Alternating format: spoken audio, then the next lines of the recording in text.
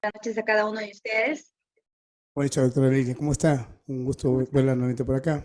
Podemos Así iniciar la es. sesión de hoy. Gracias, bienvenida Ok. nuevamente. Muchas Gracias. gracias. Bien, vamos, Henry, vamos a ver. Voy a compartir. Entonces, vamos a trabajar hoy día lo que es solución de controversias para ir entrando en algunos temas centrales de la etapa de solución de controversias, teniendo en cuenta que la solución de controversias es una etapa son hechos que pueden sucederse, son controversias que pueden darse, tanto en la etapa del procedimiento de selección como en la etapa de ejecución contractual, ¿no? Entonces, esto, como todo lo demás, está regulado en la 30225 y su reglamento, y nos establecen que hay algunos mecanismos para resolver las controversias que pueden generarse bien en el procedimiento de selección o bien en la etapa de ejecución contractual, ¿no? Entonces, dicho eso, vamos a trabajar con ustedes algunas precisiones en relación a cuáles son estas controversias que pueden suscitarse primero en la etapa de procedimiento de selección y cómo podemos resolver, ¿no? En el caso que seamos entidad o en el caso que seamos el proveedor que quiera hacer, que considere que no esté de acuerdo con el otorgamiento de la buena prueba, ¿no? ¿Qué mecanismos puede hacer? ¿A dónde puede recurrir? ¿No? Y luego vamos a trabajar cómo se resuelven las controversias que pueden darse en la etapa de ejecución contractual, ¿no? Entonces, teniendo en cuenta más o menos este marco panorámico, vamos nosotros a trabajar esta primera parte. Entonces, en la que es la fase de procedimiento de selección, que es la que vamos a trabajar, estos hechos que pueden darse aquí, tenemos que tener en cuenta que el mecanismo que ha establecido la Ley de Contrataciones del Estado en relación a cuál es la institución jurídica en la parte del procedimiento de selección, nos habla que hay que recurrir a los recursos impugnativos, ¿no? Los recursos impugnativos que están permitidos dentro de la 30225 es el recurso de apelación, ¿no? Si hacemos un símil a lo que viene a ser la 27444, diríamos nosotros que el recurso de reconsideración, por ejemplo, aquí no cabe, ¿no? Esta es una norma, hemos dicho, especial, por lo tanto, en esta norma especial ha establecido algunas garantías que no son las mismas de la 27, sino en base a su bloque de constitucionalidad. Esta norma ha establecido que el único mecanismo para poder impugnar un acto administrativo, como lo es el otorgamiento de la buena pro, lo va a hacer a través únicamente del recurso de apelación, ¿no? Estamos claros ahí, ¿verdad? Bien, entonces, como lo indica la 27 y también como lo indica en esta norma especial, hay un procedimiento a seguir. Un procedimiento a seguir que es diferente a la establecida en la 27 en cuanto a plazos, ¿no? Sobre todo en cuanto a plazos, es diferente los plazos que están establecidas en esta norma especial. Los plazos que están establecidos en esta norma especial son plazos mucho más cortos que la establecida en la 27, que nos habla de los 15 días. Aquí no vamos a encontrar 15 días, ¿no? Entonces hay que tener en cuenta que cada vez que recurrimos a una norma especial, dicho de paso, tenemos que tener en cuenta nosotros en qué marco normativo nos estamos moviendo, ¿no?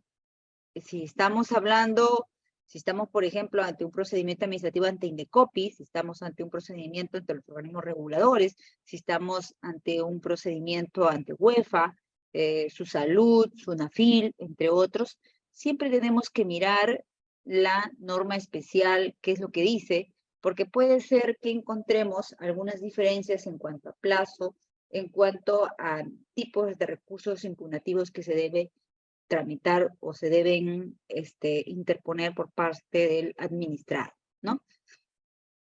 Esta es una precisión, por ejemplo, que hay que tener en cuenta.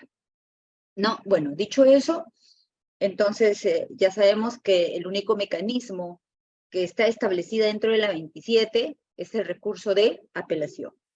Si es así, entonces nos corresponde saber a nosotros cuál es el procedimiento que voy a tramitar yo el recurso de apelación en cuanto a plazo, en cuanto a requisitos de admisibilidad, para que mi recurso no sea declarado improcedente o no sea declarado infundado, ¿no? Entonces, todo eso vamos a trabajar con ustedes. Dentro de ello, también tenemos que tener en cuenta que una cosa es hablar del procedimiento de selección y las controversias que pueden darse en esta etapa del procedimiento de selección, y otra cosa es hablar de aquellas controversias que se pueden presentar en la parte de la ejecución contractual, ¿no? Si hablamos de la ejecución de contractual, vamos a hablar que vamos a tener en cuenta, sobre todo, que la 30225 y su reglamento han establecido mecanismos, ¿no?, de solución de estas controversias, y algunos mecanismos son de carácter obligatorio y otros mecanismos son de carácter facultativo, ¿no? Eso lo vamos a ver con ustedes, pero a manera de resumen o de manera general, podemos decir que estos mecanismos se está refiriendo a la conciliación como un medio facultativo u opcional, ¿no? El arbitraje como un medio obligatorio, la Junta de Resolución de Disputas como un medio obligatorio, pero dependiendo de la cuantía, ¿no? Y dicho eso, con estas precisiones dadas en las controversias que se puedan suscitar en la fase del procedimiento de selección, así como también en aquellas controversias que se puedan suscitar en la fase de ejecución contractual, ya sabemos a qué instituciones jurídicas debemos recurrir nosotros, ¿no? Pero vamos a ver ahora cuáles son las ventajas de recurrir ante cada una de ellas. Eso lo vamos a ver sobre todo en ejecución contractual, que hay varias instituciones jurídicas, pero en la parte de procedimiento de selección solo hay una, ¿no? Ok. Bien, entonces, este recurso de apelación. ¿Contra qué procede el recurso de apelación? ¿No? Solo procede el recurso de apelación, hemos dicho nosotros, en la medida en que no está previsto dentro de la norma especial, la Ley de Contratación del Estado, el recurso de reconsideración, peor aún el recurso de revisión, ¿no? Si es así, entonces el recurso de apelación se va a interponer cuando esta impugnación se sustente en diferente interpretación de las pruebas que se han producido, ¿no? O cuando se trate de cuestiones de puro derecho, debiendo estar dirigidas estas a la autoridad competente que tiene para resolver el recurso. Eso nos dice la 27, así a grosso modo, ¿no? Ese es el concepto de la 27, si nosotros nos acordamos, ¿no? Y por lo tanto, quien lo va a tramitar, quien lo va a resolver un recurso de apelación va a ser el inmediato superior, ¿no? Ese es quien lo debe resolver, ¿no? Pero sucede que en la ley de contrataciones, como que no nos encontramos casi a un inmediato superior, ¿no? Porque el Tribunal de Contrataciones, ahí, por ejemplo, cuando le corresponda, luego vamos a ver cuándo le corresponde al Tribunal de Contrataciones, pero vamos a decir de manera general, cuando le corresponda al Tribunal de Contrataciones resolver un recurso de apelación, ahí como que nos estamos saliendo fuera de lo que la norma ha querido decir, ¿no? Porque el recurso de apelación sabemos nosotros que es el inmediato superior, y el Tribunal de Contrataciones en este caso no sería el inmediato superior, ¿no? Entonces, ahí, por ejemplo, hay una pequeña particularidad en relación a la segunda instancia que debe resolver, ¿no? Ahora, si el recurso lo resuelve por el tema de la cuantía el titular de la entidad, entonces no hay ningún problema, ¿no? Pero el problema es cuando le corresponde al tribunal. Entonces vemos ahí varias diferencias que no exactamente son lo mismo que están establecidas en la decisión. Otro tema importante del recurso de apelación es que este recurso de apelación se va a poder utilizar para impugnar los actos que son dictados desde la convocatoria hasta el perfeccionamiento del contrato. O sea, todos estos actos que son desde la convocatoria del procedimiento de selección hasta el perfeccionamiento del contrato, yo sí los puedo impugnar, ¿no? Puedo impugnar el otorgamiento de la buena pro, puedo impugnar la evaluación calificación, ¿no? Porque están dentro de este intervalo de actuaciones, ¿no? Digamos, ¿no? ¿Sí? Entonces, dicho eso, la norma nos dice, bien, si eso es cierto, pero también es cierto, dice la norma, que deberán tener en cuenta alguna precisión en relación a qué actos no van a ser impugnables, ¿no? y que deben ser tenidos en cuenta para que su escrito o su recurso no caiga en improcedente, ¿no? Entonces, cuando estos actos son inimpugnables, ¿no? Pero primero vayamos a ver primero qué actos son impugnables, luego vamos a los inimpugnables, ¿no? Bien, entonces, en relación a los actos que sí puedo cuestionar, impugnables, que sí puedo cuestionar, ¿no? En un recurso, yo he participado, ¿no? Entonces, estos son los mecanismos que puede utilizar cualquier proveedor que ha participado en este procedimiento concurrencial, ¿no? Y por lo tanto, sabe o debe saber qué actos son impugnables, ¿no? Entonces, los actos que son impugnables, todos los que son dictados por el comité o por la OEC. Recuerden que habíamos dicho en la clase anterior de actos preparatorios, habíamos dicho que hay procedimientos de selección que son tramitados por el comité especial, ¿no? Y puede haber un comité especial por cada procedimiento, un comité permanente, y también puede haber o pueden ser conducidos los procedimientos de selección por el órgano encargado de las contrataciones, lo que nosotros llamamos la OEC, ¿no?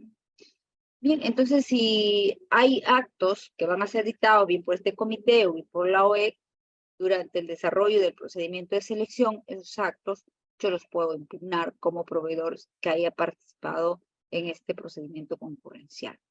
Y todos aquellos que hayan sido expedidos, ¿no? Luego de haberse otorgado la buena pro hasta antes de la celebración del contrato, ¿no? Y eso se entiende que sea antes de la celebración del contrato, porque si ya el contrato está suscrito, ¿qué caso, no? Tengo yo para impugnar un acto dictado por el comité, porque si la celebración del contrato no es un acto dictado por el comité, ¿no es así? El comité sus funciones concluye luego de otorgar la buena pro y que este haya quedado consentido, ¿no? Que haya quedado consentido y por lo tanto se extiende todavía hasta la suscripción del contrato, ¿no? Pero si este ya se suscribió, ya no tiene caso. Entonces, por eso es que antes que se suscribe el contrato, una vez que está suscrito, a partir de ahí estamos hablando ya que tenemos un contrato formal, válido, se supone, ¿no? Y por lo tanto, a partir de ahí comienza la etapa de ejecución contractual.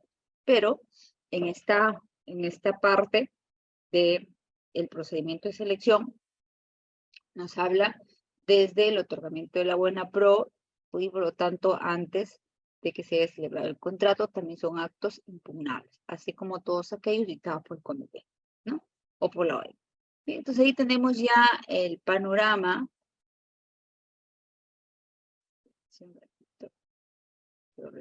Ahora sí, muy bien. Bien. ¿Qué actos impugnables también puedo recurrir yo como administrado, ¿no? Todos los actos que hayan sido emitidos por el titular de la entidad y siempre que afecte la continuidad de un procedimiento de selección. ¿Y cómo se entiende qué actos son los que afectan la continuidad de un procedimiento de selección? Eso significa de inicio que existe un procedimiento de selección en giro, ¿no? Y que este procedimiento de selección en giro, por alguna circunstancia, ya no va, ¿no? ¿Y quién es el único que puede decir que un procedimiento de selección ya no va? ¿No? ¿Quién es el único en una entidad? Tendría que ser el titular de la entidad, ¿no? Y cuando el titular de la entidad puede decir que un procedimiento en giro ya no va, ¿no? Cuando considere o cancele el procedimiento de selección. Nosotros sabemos que hay causales para cancelar un procedimiento de selección, ¿no? Se supone que debe estar dentro de estas causales, o bien que se haya declarado nulidad de oficio. Nosotros sabemos que la nulidad de oficio es una posibilidad que le da la norma, al igual que le da la 27, igual le da también la norma especial, le dan la norma a la entidad la posibilidad de que ella corrija sus mismos actos. Y se supone que estos actos son actos transgresores a la norma, ¿no? Por eso es que le da la oportunidad que ella sanee su mismo procedimiento. Y lo va a hacer a través de la nulidad de oficio. Ahora, que esta nulidad de oficio pueda ser advertida por el titular de la entidad o que puede ser advertida por los administrados que participan en el procedimiento, no hay ningún problema. Lo importante es que alguien lo tiene que advertir, pero quien la tiene que declarar le corresponde solo al titular de la entidad, ¿no? Entonces, vamos a suponer que yo gané la buena pro, ¿no? Pero el segundo me está solicitando una nulidad, ¿no? Porque dice que de repente han calificado con un marco legal que no está vigente. Vamos a suponer que esa sea la causal, ¿no? Bueno, entonces el titular de la entidad a ver eso dice, bueno, sí, es cierto, han calificado con un marco legal no vigente, por lo menos el tema de contrato de consorcio, y como no lo han hecho y han valorado incorrectamente el puntaje, entonces declaro nulo, ¿no? Pero yo me siento afectado en mi derecho, porque yo gané la buena pro y no solamente me siento afectado, sino que yo tengo la convicción de que la evaluación lo han hecho de acuerdo a norma, ¿no? Entonces, si es así, yo tengo esa convicción, esa claridad de que yo puedo discutir eso, ¿no? Entonces podría hacer uso de el recurso de apelación, ¿no? Puedo hacer uso. Igual la cancelación. Si yo veo que están cancelando un procedimiento de selección, ¿no? Y yo considero que no hay argumento sustentatorio suficiente para que la entidad haya declarado la cancelación del procedimiento, igual también puedo cuestionarlo, ¿no? Puedo interponer un recurso de apelación, ¿no? Entonces, sea cual sea, además de los actos impugnables que se ha dicho, también va a ser impugnable el tema de cancelación y el tema de nulidad, ¿no? Ok. ¿Y qué actos sí no son impugnables? Luego que la norma ya nos enumeró qué actos sí podemos cuestionar, ahora la norma nos dice qué actos no podemos cuestionar. Y entonces queda saber cuáles son esos actos que no podemos cuestionar, ¿no?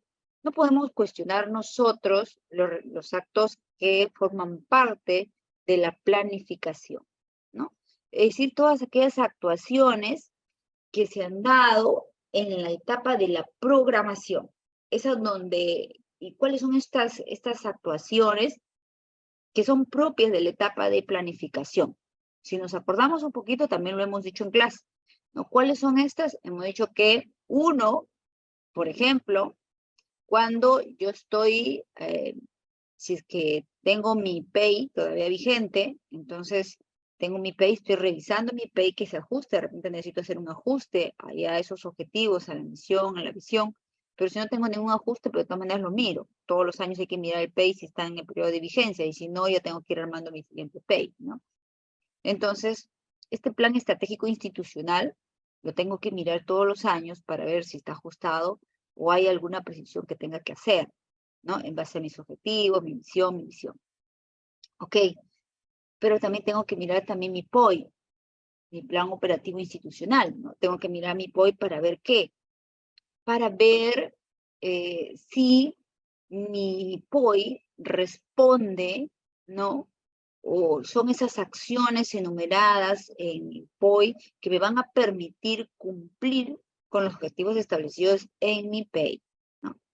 Si es así, entonces estos dos me van a ser insumos para luego socializarlo con todas las unidades orgánicas de la entidad para que ellas, teniendo en cuenta el PEI y el POI, puedan articular sus requerimientos en base a lo que la entidad quiere llegar a hacer en un periodo de tiempo determinado, entre 4 o 5 años, de acuerdo a la vigencia de su POI, ¿no?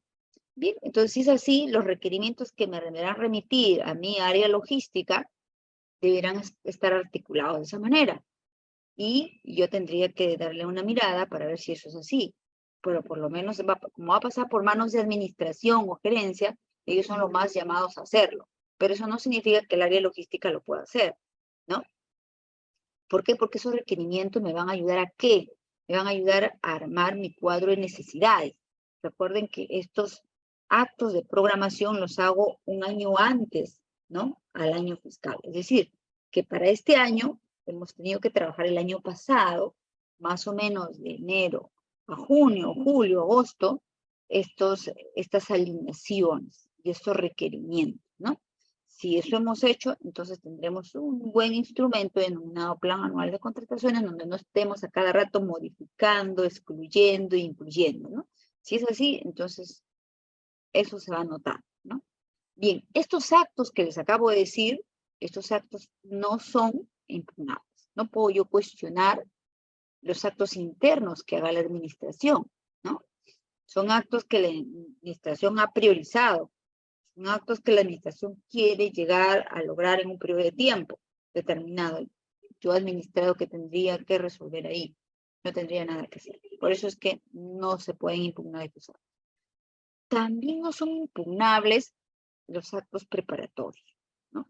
¿Y por qué no son impugnables los actos preparatorios? Los actos preparatorios, porque son aquellos, los actos preparatorios son aquellos que van a permitir poder organizar mi procedimiento de selección a lo interno de la entidad, ¿no? Me van a permitir tener a la mano el requerimiento, ¿no? Me van a permitir salir al mercado para ver si, cómo voy a determinar mi valor estimado, mi valor referencial. Me va a permitir verificar si tengo disponibilidad presupuestal, ¿no? Que también me va a permitir, que a partir que si tenga disponibilidad presupuestal, de repente también tenga que salir al mercado, de repente tengo que hacer un ajuste a mi requerimiento, con la intervención del área usuaria lo puedo lograr, ¿no? Y luego me va a permitir que con eso se apruebe el expediente de contratación, ¿no? Luego de haber realizado estos actos administrativos internos, acto de administración.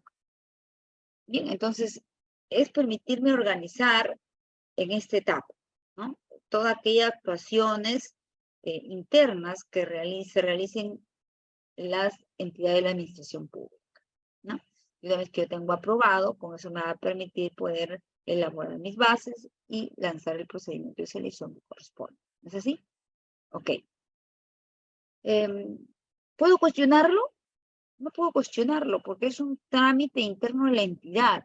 La entidad, a través del área usuaria, le corresponde priorizar su requerimiento para satisfacer un bien, un servicio, ejecutar una obra y por lo tanto cumplir con una finalidad pública, que esa es responsabilidad del área usuaria, ¿no? Igual la certificación presupuestal, que tengo que decirle a la certificación presupuestal, hay un marco normativo que regula cómo entregar la certificación presupuestal, ¿no? En el tema del estudio de mercado, igual hay parámetros que debemos respetar para sacar el estudio de mercado. Yo que tendría mayor incidencia ahí, ninguna, ¿no? Es la entidad a la que le corresponde determinar qué lanza un procedimiento de selección, si tiene disponibilidad, cómo lo va a cancelar, el tema de la entidad, ¿no? Por lo tanto, no tendría por qué cuestionar. Las reglas de juego. Las reglas de juego son todos los documentos del procedimiento de selección y la etapa y las bases integradas, ¿no? Y su integración. O sea, las reglas de juego yo no puedo cuestionar las bases de manera general. ¿Por qué tendría que cuestionar yo el documento que lo contiene, todas las reglas de juego? ¿No? No podría cuestionar. Las actuaciones materiales referidas por ejemplo, los registros de participantes, ¿no? Estas actuaciones materiales referidas al registro de participantes, ¿yo puedo cuestionar? No, porque si hayan registrado 5, se hayan registrado 30, 50, 100 o 2, no me incumbe a mí poder determinar cuál habrá sido la incidencia que ha originado que haya menos, muchos o pocos participantes, ¿no? ¿Qué podría decir? ¿Qué criterio podría decir? Sería un criterio muy subjetivo, puedes decir, ¿no?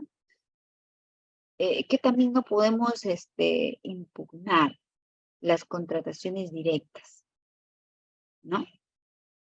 No puedo yo impugnar las contrataciones directas en cuanto a que éstas hayan sido aprobadas para realizar contrataciones directas. La entidad sabrá por qué ha aprobado una contratación directa por emergencia, por situación de desabastecimiento, por secreto militar, por cualquiera de las causales de contratación directa, ¿no? Yo que puedo cuestionar esa aprobación de esa autorización bajo esa causal, ¿no? Tampoco no tendría nada que decir ahí. Bien, entonces, ya teniendo claro que sí puedo impugnar y que no puedo impugnar, ahora me toca determinar a dónde voy. Si estoy dentro del supuesto que sí puedo impugnar, entonces, ¿quién es competente para resolver mi recurso de apelación? ¿No? Entonces, revisando el marco normativo de las contrataciones, pues hay dos entidades que podrían resolver un recurso de apelación, ¿no? Uno es el Tribunal de Contrataciones del Estado y el otro es el titular o la entidad que lleva a cabo el procedimiento de selección, ¿no? Entonces, por lo tanto, va a ser el titular de la entidad quien tenga que resolver el recurso de apelación, ¿no? Pero ¿cómo sé entonces cuál de ellos es competente? Lo voy a determinar en relación a la cuantía, ¿no? En base a la cuantía se va a determinar desde la norma quién es competente. Si va a ser el titular de la entidad quien resuelva el recurso de apelación o si va a ser el Tribunal de Contrataciones del Estado quien resuelva el recurso de apelación, ¿no? Teniendo en cuenta estos dos escenarios, que puede ser cualquiera de las dos, que lo voy a determinar o que va a ser determinado por el tema cuantía, entonces queda precisar cuánto es la cuantía, ¿no? Para que sea competente el titular de la entidad, el valor referencial del procedimiento de selección tendría que ser igual o menor a 50 UITs, ¿no? O sea, todos aquellos valores referenciales establecidas en las bases, ¿no? Porque ahí está el valor referencial, ¿no? En las bases. Todo aquel valor referencial establecido en las bases y que en estas bases ese valor referencial sea igual o menor a 50 UITs, ¿quién va a ser competente? La entidad, ¿no? La entidad. Pero ¿qué pasa si revisando las bases y el valor referencial veo que estas son mayores a 50 UITs? Si este es mayor a 50 UITs, ya no va a ser la entidad quien resuelva el procedimiento de selección. Le va a corresponder resolver, en este caso, al Tribunal de Contrataciones del Estado, ¿no? A él le va a corresponder resolver, ¿no? Y entonces la norma también nos hace alguna precisión, ¿no? Dice, cuando sea por la materia, puede ser que lo resuelvan de acuerdo al cuánto, el titular de la entidad o el Tribunal de Contrataciones. Pero cuando no sea por la cuantía y cuando sí sea por la materia, ¿no? Si es por la materia, ojo ahí, solo y solo sí va a ser el Tribunal de Contrataciones del Estado quien resuelve. ¿Y cuáles son los temas que están sujetos a competencia por la materia, de acuerdo al marco legal de las contrataciones del Estado, ¿no? Primero, va a estar sujeto por la materia cuando se trate de procedimientos para implementar o para mantener el catálogo electrónico de acuerdo a marco, ¿no? Todos esos procedimientos para incorporar o para mantener algo que ya está ahí, ¿no? Puede ser que haya controversias ahí. Esto va a ser resuelto directo, no vamos a tener que ver cuantía. Basta que se trate de estos temas. Si se trata de estos temas, entonces automáticamente le va a corresponder resolver al Tribunal de Contrataciones, no a la entidad. Si se trata de algún tema relacionado con la nulidad del procedimiento de selección o la cancelación del procedimiento de selección, ¿a quién le va a corresponder resolverlo? Le va a corresponder resolver, en este caso, igual al Tribunal de Contrataciones del Estado, ¿no? Entonces, miren ustedes, tenemos aquí algunas precisiones, ¿no? Que tener en cuenta, ¿no? Entonces, para acordarnos un poco, cuando se trate de determinar competencias de quién resuelve un recurso de apelación, lo vamos a poder determinar cuando sea por la cuantía.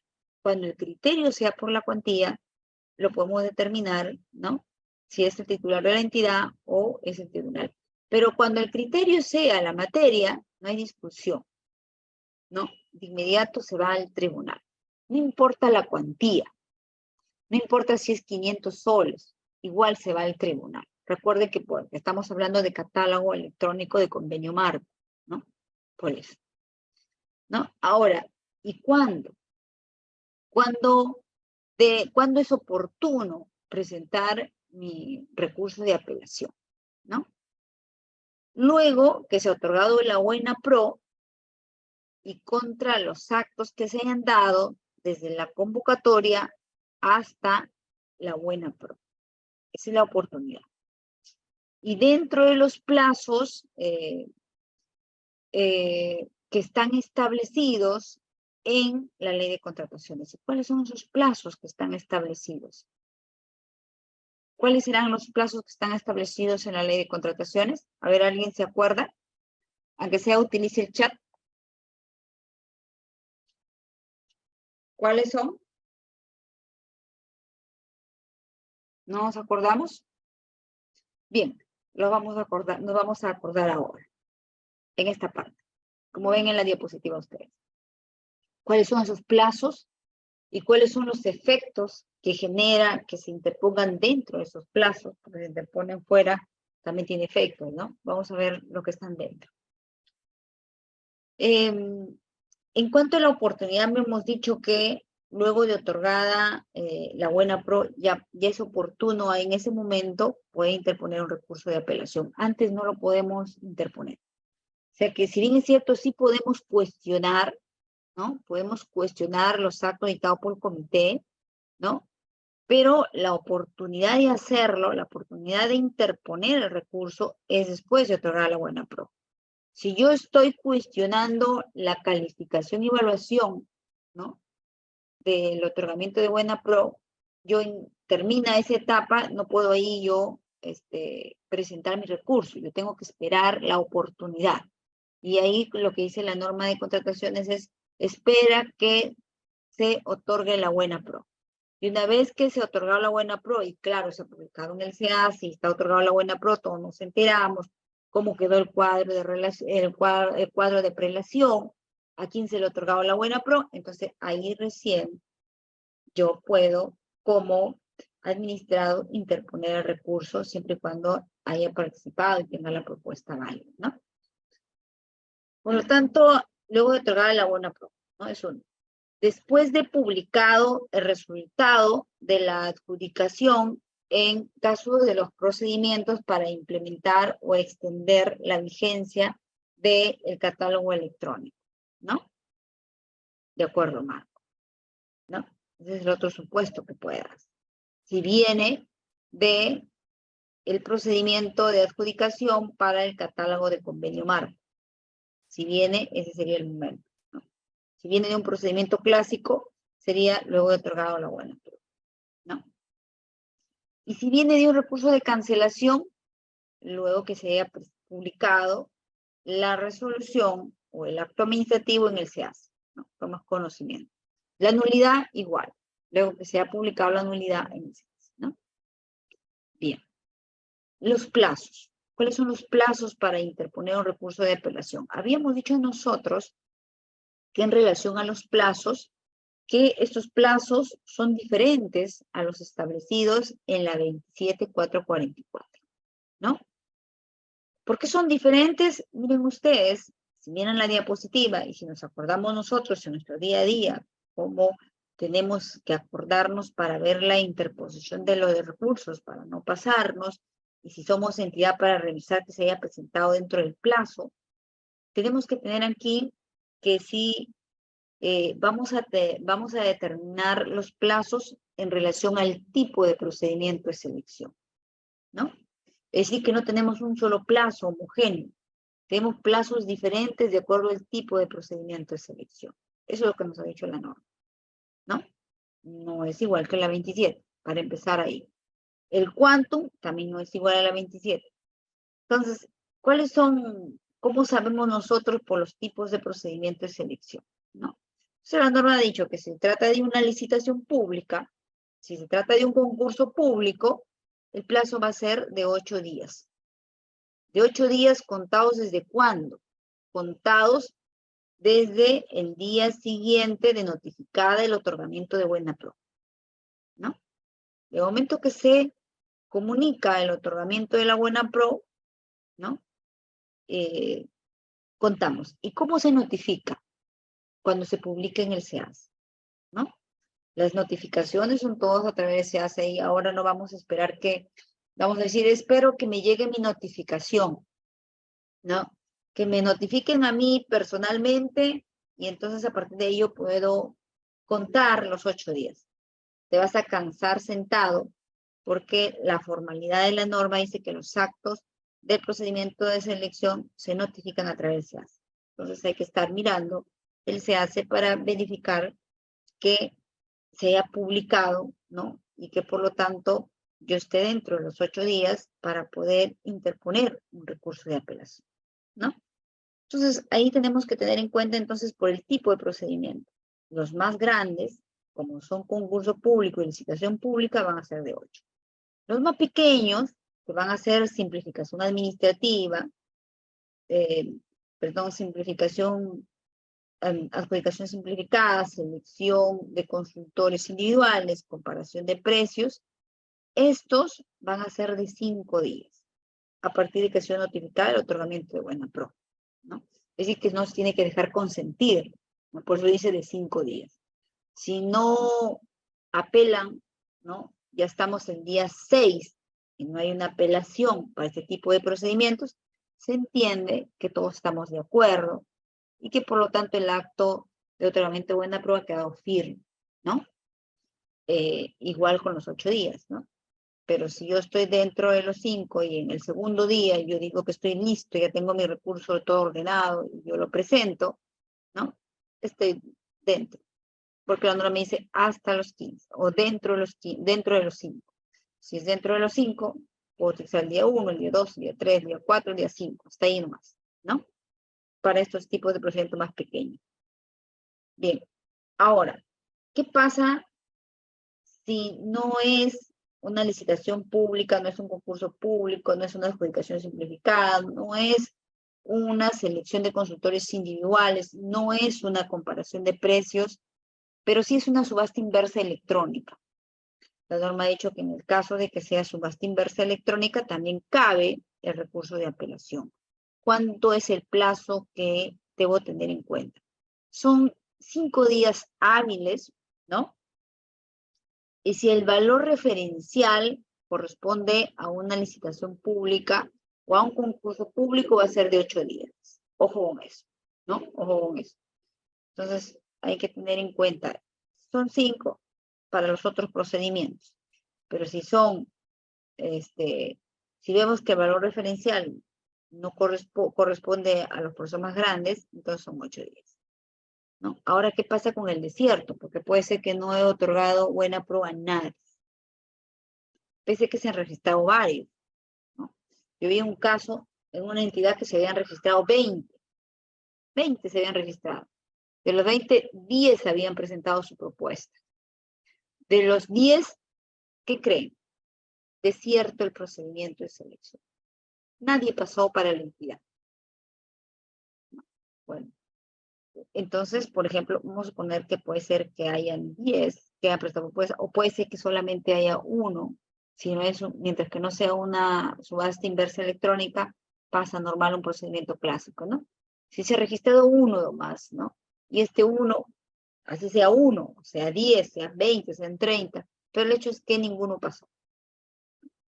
Pueden interponer su recurso de apelación, ¿no? ¿Por qué? Porque hay que tener en cuenta y la entidad ahí tiene que tener en cuenta de dejar el plazo suficiente para que pueda interponer, porque antes que convoque el nuevo procedimiento, porque ustedes saben si es de cabo desierto, ¿qué va a pasar?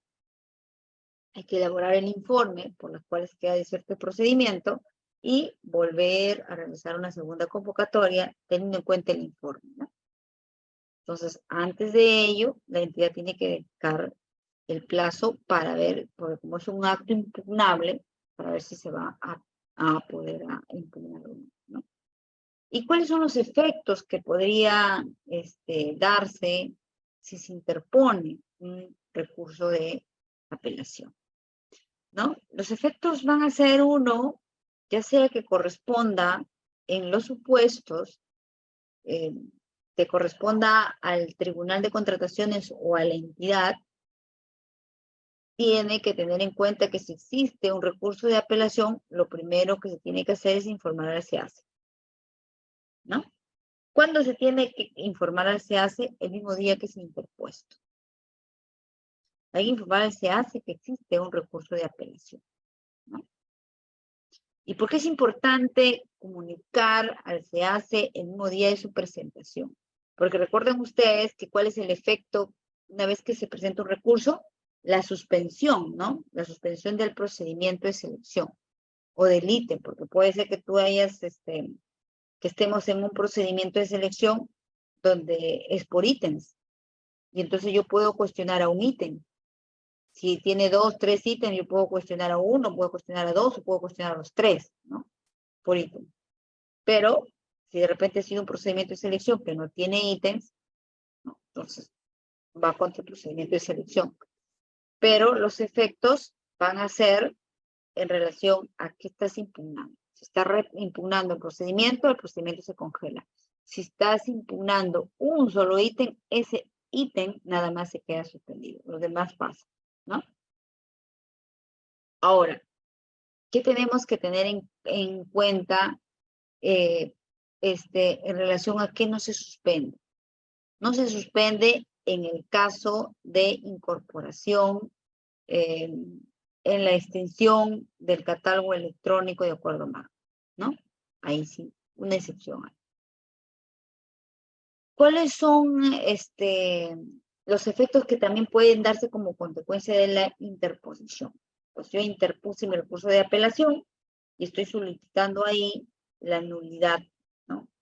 Del otorgamiento de la buena pro porque me evaluaron mal con una norma no vigente para los contratos de suscritos para convalidarlos para un consorcio, ¿no? Es que puede ver, como yo he pedido que sea la nulidad, y si es declarado fundada mi recurso, lógicamente, ¿qué va a pasar? Que van a declarar nulos, ¿no? Los actos posteriores a la interposición del recurso, ¿no? Serán nulos. ¿A qué actos estoy cuestionando yo? Desde ese acto hacia atrás serán nulos, ¿no? Para la interposición del recurso. ¿Ok? Entonces ya tengo claro cuáles son los efectos, ¿no? Que genera. ¿Ok? Entonces ya sé qué entidad es competente. Ya sé cuál es la oportunidad. Ya sé qué actos son impugnables, qué actos no son impugnables. Ya sé cuáles son los efectos, ¿no? Ya sé los plazos. Y entonces ahora me toca verificar cuáles son los requisitos para que me emitan mi recurso y no caer en inadmisible o improcedente, ¿no? ¿Cuáles son estos requisitos en relación a la presentación? Estos se presentan en la unidad de trámite documentario o de repente en la área de mesa de partes del Tribunal de Contrataciones o de la oficina desconcentrada, ¿no? Si fuera una entidad, su mesa de partes de la entidad pública. Pero si por el quantum le pertenece al tribunal, será por mesa de partes del tribunal o también puede ser que de repente yo estoy en Trujillo, y sabemos que el tribunal está en Lima, yo no me voy a ir hasta Lima a presentar mi recurso. Yo lo puedo hacer acá en Trujillo, en cualquier oficina desconcentrada. Yo puedo ingresar mi recurso por esa oficina desconcentrada, haciendo alusión al tipo de procedimiento, ¿no? Que voy a cuestionar y entonces lo suben al sistema. De esa manera queda acreditado, ¿no? Que como está subido al sistema del recurso, entonces toma conocimiento, ¿no? Y si lo presento por la oficina desconcentrada, aquí lo elevan al tribunal, no habría ningún problema. ¿Y cuál es la forma que debe tener este recurso de apelación, ¿no? La norma dice que hay que cumplir con alguna formalidad, ¿no? De los escritos que deben tener.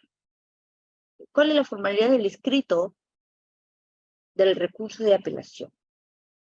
Hay que identificar quién es el impugnante. Hay que acompañar ahí todos los documentos que acreditan la representación legal, ¿ya? Y si fuera en caso de consorcio, hay que tener en cuenta, ¿no? Que haya sido interpuesto por el representante común, ¿no? ¿Y cómo lo acredita? Con la copia simple de la promesa formal de consorcio, para poder saber, ¿no? ¿Cómo sé que es el representante común? Con la copia simple, ¿no? Tengo que identificar cuál es la nomenclatura del procedimiento de selección que yo estoy impugnando.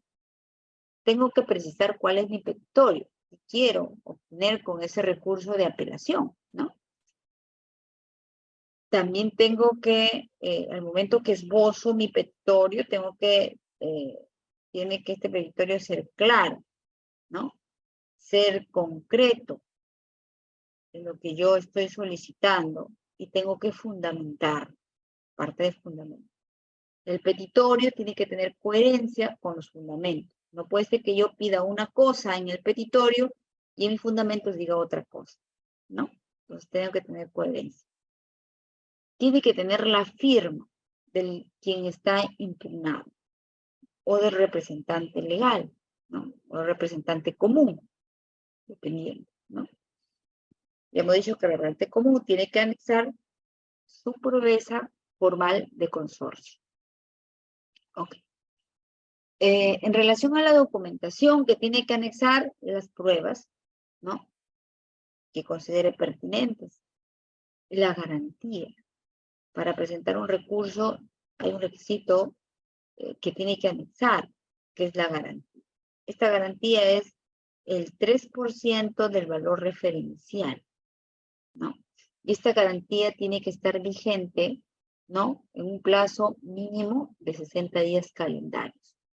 Si se interpone ante una entidad. Y 60 si se interpone ante el tribunal, ¿no? En cuanto a la vigencia de la garantía. Esta garantía, que es el 3% del valor referencial, debe tener la vigencia. Si fuera entidad, hemos dicho, 30 días. Si fuera tribunal, 60 días, ¿no? Perfecto. ¿Y qué pasa si es que todavía no resuelven? Todavía les falta para resolver y ya por ejemplo, en la entidad, de repente, ya estamos ya al día 28 y vemos que todavía no va a resolver la entidad, ¿no? Igual en el tribunal ya estamos ya llegando a los 60 días y no va a resolver, lo han catalogado el caso de complejo. Entonces, preveyendo, tendría que renovar, ¿no? Renovar hasta, ¿no? Que se agote la vía administrativa, ¿no? Eso es lo que dice la norma, ¿no? Si no se renueva, ¿qué pasa? Se va a ejecutar y se va a depositar en una cuenta, ¿no? Y esta se mantendrá vigente hasta que se agote la vía administrativa, ¿no? Hay que anexar, si fuera consorcio, la promesa formal de consorcio, ¿no? Si es que es un consorcio que está impugnado. Bien, entonces, esas son las precisiones. Ahora, ¿cómo lo tramito este recurso, ¿no? La oportunidad. Hay que tener en cuenta cuál ha sido el análisis de los requisitos de admisibilidad. Hay que verificarlos, hay que analizarlos, estos requisitos de admisibilidad. Si estos se realizan en un solo acto, ¿no? Hay que ver si se realizan en un solo acto. Al momento de la presentación de recurso de apelación, hay que verificarlos, ¿no? ¿Y dónde puede ser el primer filtro? En la mesa de partes de la entidad, o en la mesa de partes del tribunal, o en la mesa de partes de la oficina desconcentrada, a la hora que se recibe el recurso, ¿no? Ahora, ¿qué pasa si se recibe y el encargado, como que es nuevo, de repente no se dio cuenta, ¿no? A la hora que le tienen que notificar, ¿no? Lo derivan al área que tiene que resolver el recurso y ella hace una revisión y dice falta esto, falta esto. Entonces esas observaciones hay que correr traslado, ¿no?, al impugnante para que estos los pueda subsanar, ¿no?, en el plazo que le están otorgando y puedan publicar ese escrito de subsanación en el SEAS, ¿no? Puede ser que se rechace un recurso, puede ser. ¿En qué casos puede ser que se rechace? Si el recurso no ha identificado la nomenclatura del procedimiento de selección, o de repente no está firmada por el impugnante, o por el representante común, o el representante legal, ¿no? Puede ser cualquier supuesto, como he dicho. Cabe subsanación dependiendo qué tema es. Entonces, ¿cuáles temas son subsanables? Si yo he omitido uno de los requisitos, ¿no? Tengo entonces que subsanar, ¿no?, dentro de los 2 días siguientes, contados al día siguiente de presentado mi recurso de apelación, ¿no? Este plazo es único y suspenden los plazos del procedimiento de impugnación, ¿no? Transcurrido este plazo, sin que se verifique el cumplimiento del requisito, ¿no?, el recurso de reconsideración, el recurso se considera como no presentado, ¿no? Y eso sí se asemeja a la 27, ¿no? Eso es lógico. Yo le doy un plazo para que subsane, generalmente pueden ser de 2 días, y no subsana dentro del plazo, la entidad no lo va a poder seguir esperando toda la vida, ¿no? Por eso es que le dan los plazos, porque hay que resolver, ¿no? Se entiende que no tiene interés, y por lo tanto, se da por no presentado recurso de apelación presentado por el impugnante, ¿no? Y esto, ¿dónde se publica? Se publica en el SEACE para que tome conocimiento, ¿no? Si no hay pronunciamiento, ahí quedó todo, ¿no? ¿Cuánto pueden darse, a lo dicho, subsanaciones de carácter especial, ¿no? La entidad o el tribunal aquí puede ser que advierta, ¿no? Puede ser que advierta que el recurso no contiene algún requisito de admisibilidad y que la omisión no fue advertida en su oportunidad, ¿no? Si estamos en el Tribunal de Contrataciones, ha pasado por oficina desconcentrada de Trujillo, por ejemplo, se ha ido a Lima, no lo han advertido, está en Lima, pasa por mesa de partes de la sala, no lo ha advertido tampoco, y está en cancha del tribunal, y el tribunal recién ahí se da cuenta, ¿no? Si es así, la omisión no se advirtió en su oportunidad, pero el tribunal sí lo advirtió ahora, pese a que no es la oportunidad, tiene que subsanarse, ¿no? Si vencido este plazo de subsanación, ¿no? No subsana, entonces igual se tiene que ir por no presentar, ¿no? Okay. ¿Y cuáles son estas garantías que se pueden dar para interponer un recurso de apelación, ¿no? Si se presentan como requisitos para interponer un recurso de apelación ante la entidad o ante el titular, ante el Tribunal de Contratación del Estado, hemos dicho que tener en cuenta, además de los requisitos de admisibilidad, si la suma equivale al 3% del valor referencial o del valor estimado del procedimiento de selección.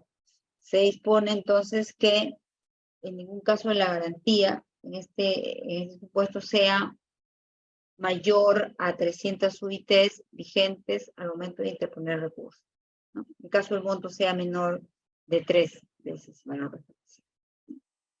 Ahora, en caso sea de un ítem, este tiene que ser equivalente al 3% del valor estimado del valor referencial, ¿no? ¿Cuáles son las características que debe tener estas garantías? Las características que esta garantía sea incondicional, sea solidaria, sea irrevocable y de realización automática. Pueden ser en forma de depósito o en cuenta bancaria. Pueden darse esas modalidades, ¿no?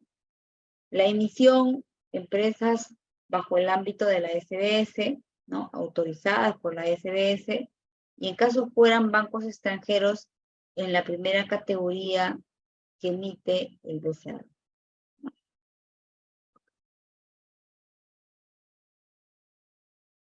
Habíamos dicho que en relación a la garantía, estas pueden ser de 30 o 60, ¿no? Dependiendo si es entidad o tribunal de contratación. Tiene que verse obligado a renovar la garantía y hasta que se agote la vía administrativa. El efecto de la no renovación significa que se ejecuta, ¿no? Y se deposita en una cuenta. ¿Sí? Me van a dar 5 minutos, por favor, como para traer agüita caliente y regresamos.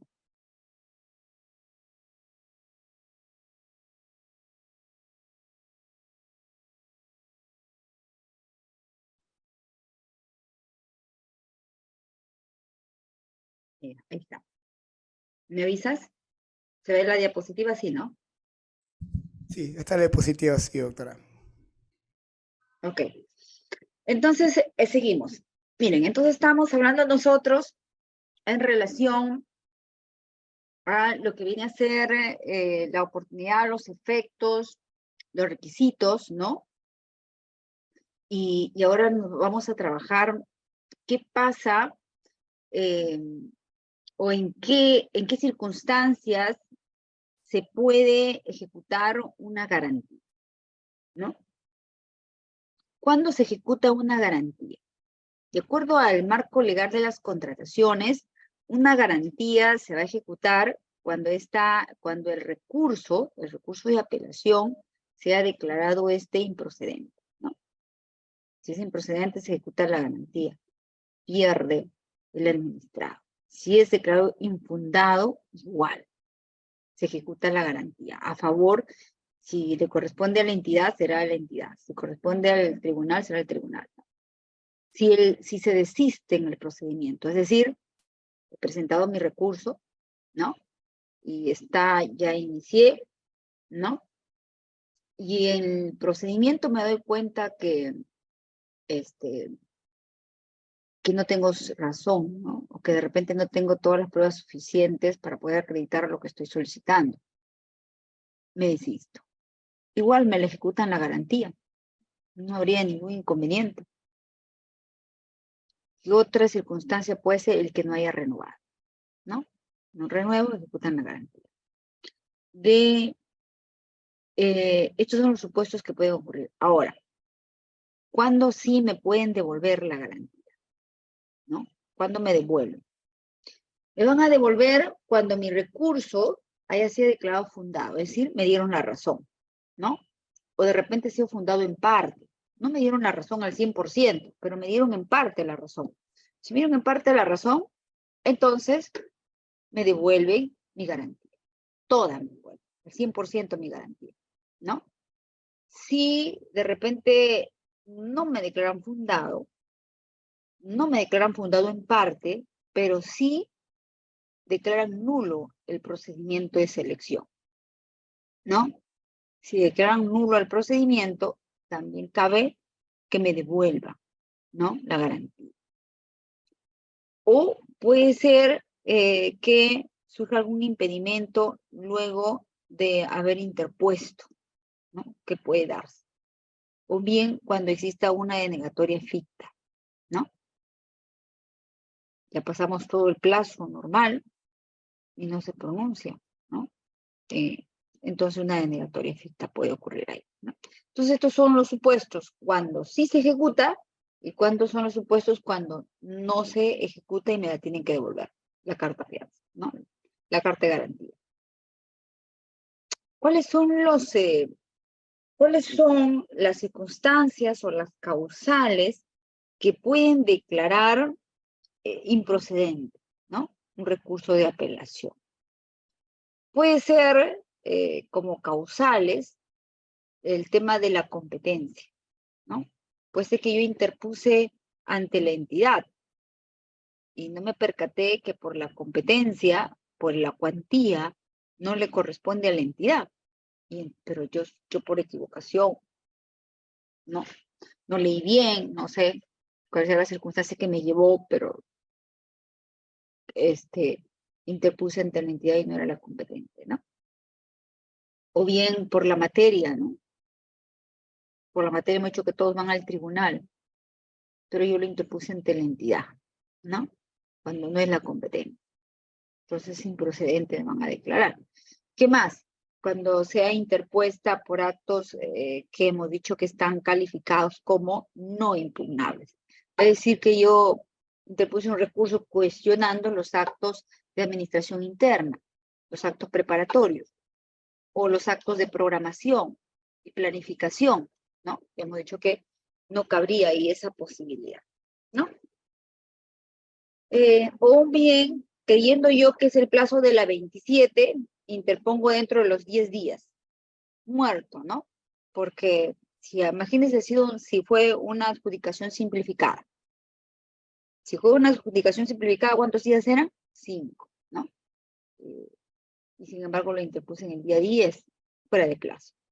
Con ganas me declaran improcedente el recurso, ¿no? El que se suscriba el recurso, quien suscribió el recurso, no es el representante legal, ¿no? Puede ser. El impugnante, por alguna manera, se encuentra impedido para contratar con el Estado. Está incurso en alguno de los impedimentos, ¿no? El impugnante puede ser que se encuentre incapacitado legalmente para ejercer sus actos civiles, está inhabilitado, ¿no? El impugnante carezca de interés para obrar o legitimidad procesal, ¿no? Si carece de legitimidad para obrar o legitimidad procesal para impugnar los actos cuestionados, ¿no? El que sea interpuesto por el postor ganador de la buena pro. ¿Cómo es posible que si ganado la buena pro va a apelar? No tiene lógica, ¿no? Cuando no exista conexión lógica entre los hechos que he expuesto y el petitorio.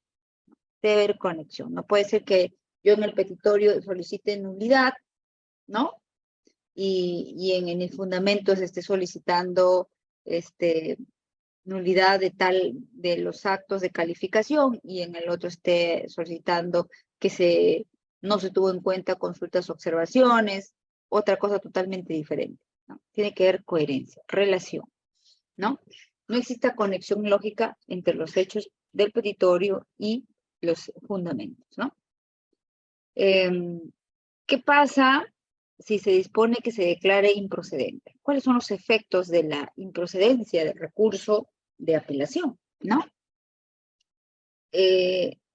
Cuando no se haya cuestionado la no admisión o la descalificación de la oferta y no se haya revertido su condición de no admitido, ¿no? Entonces, ¿cuáles van a ser los efectos? Se va a declarar improcedente, ¿no? Y se va a ejecutar la garantía, salvo que surja algún impedimento en el trámite del recurso, ¿no? Que tenemos que tener en cuenta. Entonces, esto hay que tener en cuenta en qué estado está el que impugna, ¿no? ¿Cómo se tramita? Si es ante la entidad, hemos dicho que el plazo para presentar, dependiendo del tipo de procedimiento, vamos a suponer, ¿no?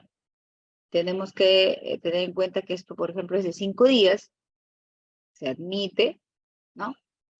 2, para correr traslado, ¿no? Al tercero en el SEACE, porque hay que publicar en el SEACE, ¿no? 3 días para que el tercero absuelva, ¿no? ¿Quién es el tercero? El que ganó la buena pro. Tenemos que comunicarle, ¿no? Porque puede ser que, como es un recurso, va a modificar tal vez su situación o le puede afectar lo que resuelva en el recurso de apelación. Por eso hay que correr traslado siempre al tercero, ¿no? Al que ganó la buena prueba. Bien, y este tiene que absolver. Tiene 3 días para hacerlo.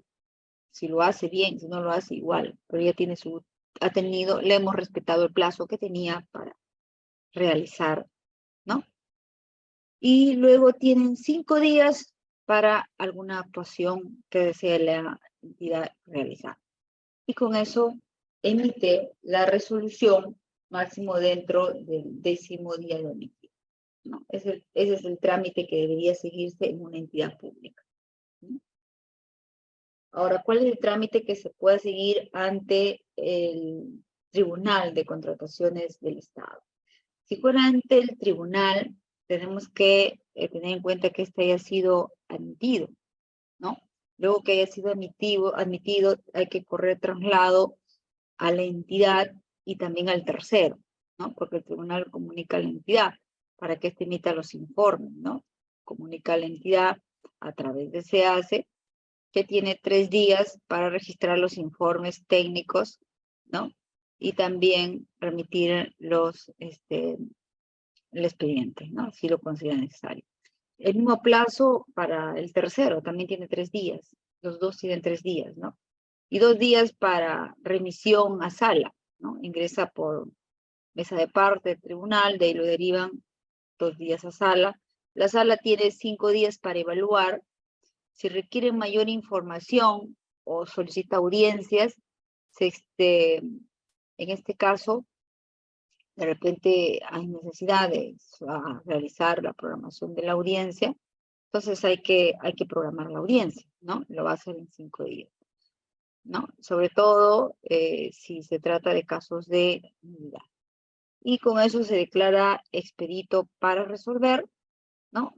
La resolución se emite máximo 5 días después, ¿no? Y 1 día para notificar, ¿no? Ese es más o menos el trámite que debería seguir el tribunal, de acuerdo a la norma. Bien, entonces, ¿cuál es el contenido del recurso, ¿no? De apelación? Este debe contener los antecedentes, ¿no? La resolución que resuelve el recurso, ¿no? Debe estar debidamente motivada, por lo tanto debe tener cuáles son los antecedentes de este procedimiento, se tiene que indicar cuál es la verificación de la procedencia, también se tiene que determinar los puntos controvertidos que han sido definidos según los hechos alegados por el impugnante en su recurso y por los demás intervinientes en el procedimiento de impugnación al absolver oportunamente el traslado de recurso de apelación. El análisis respecto de cada uno de los puntos controvertidos propuestos, ¿no? Los pronunciamientos respecto de los extremos del petitorio y del recurso y de la absolución de los demás intervinientes en el procedimiento conforme a los puntos controvertidos. Y también aquí se tiene que tener en cuenta que también se puede declarar fundado en parte, infundado, se puede declarar improcedente, se puede declarar nulo el procedimiento de selección dentro de lo que resuelve un recurso de apelación, ya sea por el titular de la entidad o sea por el Tribunal de Contratación del Estado, ¿no? Puede terminar concluyendo este recurso o esta resolución que resuelve el recurso, concluyendo en cualquiera de estas situaciones, ¿no? ¿Cuáles son los alcances? ¿No? ¿Cuáles son los alcances que pueden dar? ¿Qué pasa si es fundado? Si es fundado, significa que entonces le dan la razón al impugnante en todos sus extremos del petitorio. Si es fundado en parte, solo en alguna parte del extremo del petitorio. Si es infundado, en ninguna de las partes del petitorio, ¿no? Si es improcedente, porque no ha cumplido alguno de los requisitos, ¿no? Nulidad, el procedimiento adolece de algún vicio, procedimiento de selección, ¿no? Y ha sido advertido por el tribunal, declara nulo. denegatoria ficta o desistimiento, ¿no? Denegatoria ficta, pasó el plazo, nadie dijo nada. ¿Cuál es en qué va a resolver? ¿Cuál es la decisión final del procedimiento de recurso de apelación? Desistimiento, y hemos dicho que se desiste en el procedimiento del impugnante, ¿no? Esos son los alcances que puede tener, ¿no? La resolución del recurso, esta resolución, en el caso del tribunal, se cumple sin calificarla y bajo sus propios términos. Si la entidad no cumple, se comunica a la Contraloría si esta no cumple, ¿no? O sea, si el titular de la entidad tenía el plazo para poder emitir la resolución y esta no emite, hay que comunicar a la Contraloría General de la República que el titular de la entidad no ha cumplido, ¿no? Sin perjuicio de la responsabilidad, lógicamente, que le corresponde al titular de la entidad, ¿no? Por no haber emitido una resolución que resuelva en cualquiera de las situaciones que hemos dicho que puede resolver. Infundado, fundando en parte, nulidad, ¿no? Improcedente. Y de ser el caso, tendrán que evaluarse si corresponde una denuncia penal contra el titular de la entidad, ¿no? Bien, la resolución que se emita, ¿no? El acto administrativo que va a estar contenido en la resolución que emitan como consecuencia del procedimiento del recurso de apelación va a agotar la vía administrativa. Y puede ser que se puedan ir a un contencioso administrativo, pero ojo, si activan un contencioso administrativo en la vía judicial, eso no significa que se suspenda la ejecución del contenido de la resolución que resuelve el recurso de apelación, ¿no? Eso debemos tener en cuenta. Salvo que tengan una medida cautelar y que esa medida cautelar vaya directo a suspender el acto administrativo contenido en la resolución, ¿no? Ok. En caso de la denegatoria ficta, en el caso de la denegatoria ficta, aquí vamos a tener en cuenta nosotros que aquí se pueden dar algunos supuestos. ¿Qué supuestos se pueden dar? ¿No? Puede ser que se venció el plazo para resolver y la entidad o el tribunal no resolvieron, ¿no? O vencido el plazo de notificación de la resolución. Cualquiera de los dos supuestos puede darse. Los efectos pueden ser que necesito que haya una denegatoria ficta para a partir de ahí poder interponer una acción contenciosa administrativa. Y también para que me devuelvan la garantía. Y también para el deslinde de responsabilidad, ¿no? Por eso necesito establecer de manera clara que este recurso o este procedimiento de apelación concluye, ¿no? A través de una denegatoria ficta, ¿no? Los desistimientos. En el caso de los desistimientos, vamos a tener en cuenta que la solicitud de desistimiento, ¿no? Hasta antes de haberse declarado el expediente expedito para resolver, puede ser que se presente un desistimiento. El administrado está en todo su derecho de presentar un desistimiento, ¿no? Los efectos ya sabemos sí cuáles son, ¿no? ¿No? No se compromete aquí, en el caso del desistimiento, el interés público. Recordemos eso. ¿Por qué? Recordemos que todas las entidades de la administración pública tienen como finalidad satisfacer el interés público, ¿no? Y por lo tanto el Tribunal de Contrataciones del Estado o el titular de la entidad son entidades públicas y su finalidad es satisfacer el interés público. Pese, vamos a suponer, en que haya un recurso de apelación que se está cuestionando una transgresión, una norma, y como consecuencia solicita la nulidad, así el impugnante se desista, el titular de la entidad o el tribunal, en base a sus competencias y en salvaguarda del interés público, va a verificar, ¿no? Si es que no afecta, bueno, aceptará el desistimiento, pero si no, el proceso va a seguir. Por ejemplo, si se trata de contravención, de hecho que debe seguir porque hay que cautelar el interés público, ¿no? De repente hay un documento falso, o un documento inexacto que están impugnando y solicitan la nulidad de dicho procedimiento. Entonces le hemos entregado a un proveedor que ha falsificado un documento, que ha adulterado un documento, ¿no? Este desistimiento tiene que estar debidamente firmado y legalizado su firma ante un notario o ante el secretario del Tribunal de Contratación del Estado, ¿no?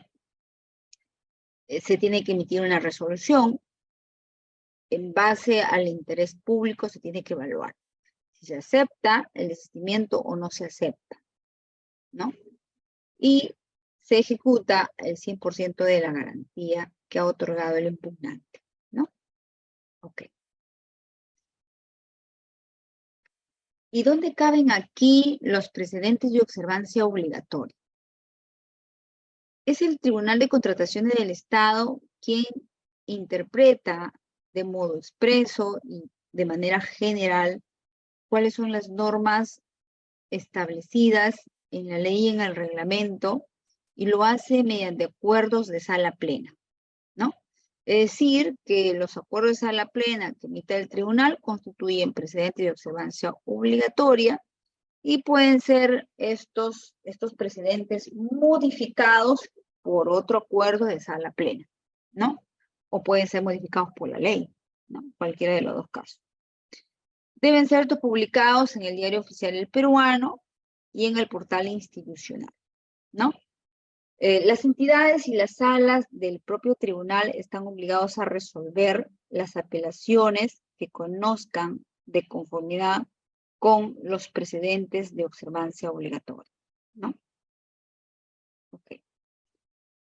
El agotamiento de la vía y la acción contenciosa administrativa, hemos dicho que las resoluciones del tribunal o las resoluciones de la entidad son aquellas que ponen fin al procedimiento del recurso de apelación y por lo tanto son la última decisión en sede administrativa. Y si es así, entonces es el administrado quien le corresponde, si considera que no está de acuerdo con la decisión del tribunal o del titular de la entidad, entonces recurre ante el Poder Judicial mediante la acción contenciosa administrativa, ¿no? De acuerdo a lo que está establecido en el artículo 148 de nuestra Constitución, ¿no? La interposición de esta demanda contenciosa administrativa, hemos dicho que también no suspende el acto administrativo que haya emitido el tribunal o el titular de la entidad.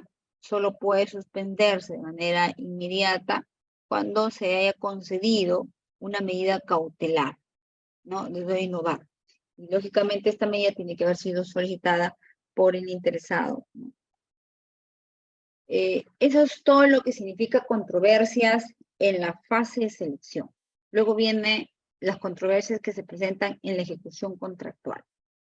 En relación a las controversias de la ejecución contractual, hemos tenido un avance normativo, que se los dejo ahí para que lo puedan revisar. Vamos a trabajar exactamente aquellos medios de solución de controversias. Miren cómo hemos ido avanzando en el tema de medios de solución de controversias, de tal manera que en América Latina pues consideran que el Perú es uno de los marcos normativos que trabaja de manera eficiente en la implementación de los mecanismos de solución de controversias en esta etapa, ¿no?